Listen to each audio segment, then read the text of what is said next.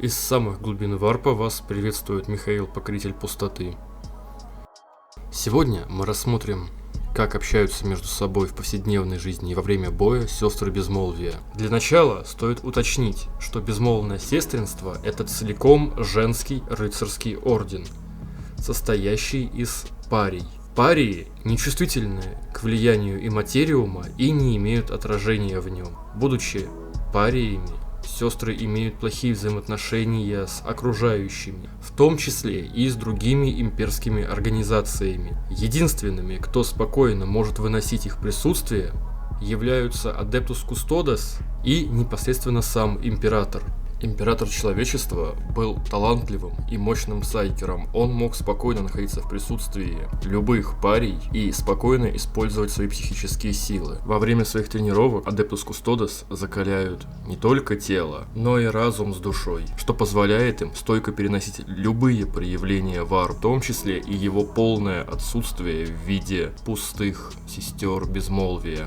Сам Всеотец даровал своим верным спутникам частичку себя, внедрив ее в генетический код, чтобы защитить их от любого негативного влияния, которое могло быть связано с психическим потенциалом.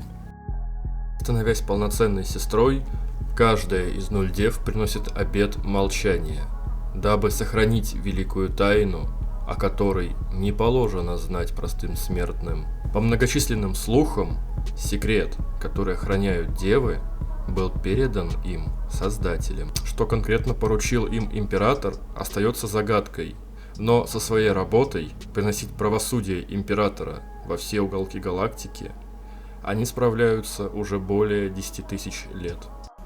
Бесшумно поступь правосудия Императора, не слышны и боевые кличи. Мрачны и загадочны те, кто несут смерть ведьмам и колдунам, а также прочие мерзости, которые таятся в темных уголках галактики. Единственное, что сопровождает их, это их боевая песня, состоящая из рокота болтеров и шипения освещенного Прометия, извергаемого их огнеметами. Ибо истинные ведьмоборцы никогда не издают боевых кличей, только молча исполняют его волю. Корнелиус Маран, архилектор Схола Прогениум. Свои клятвы 0 девы приносят перед самим Золотым Троном. Они клянутся, что отныне за них будут говорить их дела, а не слова. Поэтому посвящают всю свою жизнь служению трону и возлюбленному, сидящему на нем. Невозможно сказать, общаются ли сестры наедине вербально, но при посторонних они разговаривают лишь при помощи жестов и мыслезнаков.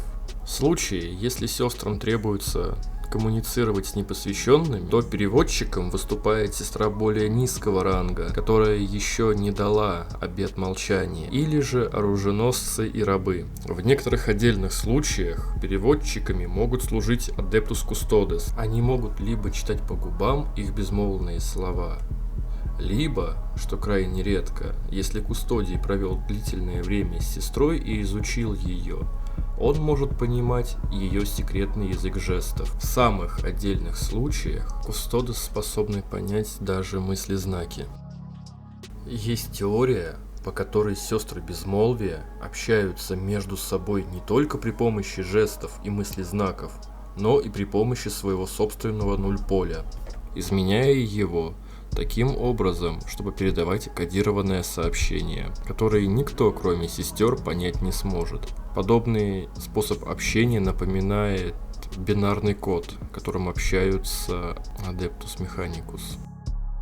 Особый талант сестер позволяет им видеть реальность такой, какая она есть на самом деле, без прикрас и преувеличений. Поэтому они всегда смотрели на Императора не как на огромную фигуру в золотых доспехах с пылающим мечом, ведущего за собой людей, а как на человека, которым он всегда являлся. Стоит отметить, что сестры Безмолвия одни из немногих, кто может выносить длительное время высокую концентрацию психической энергии в тронном зале. Я не стану служить ему. Мало душ в Империуме могут рассчитывать на столь чистое служение. Почему это вызывает в вас неприятие, сестра? Вы стали столь очарованы битвой, что забыли о нашем истинном предназначении. Вы хранитель, Герия, не воин. Некоторое время Керия наблюдала за приземлением второго корабля, окутанного атмосферным пламенем. Он доставлял живой груз на службу в императорском дворце. «Теперь я и первое, и второе», — ответила она жестами. «Хранитель и воин».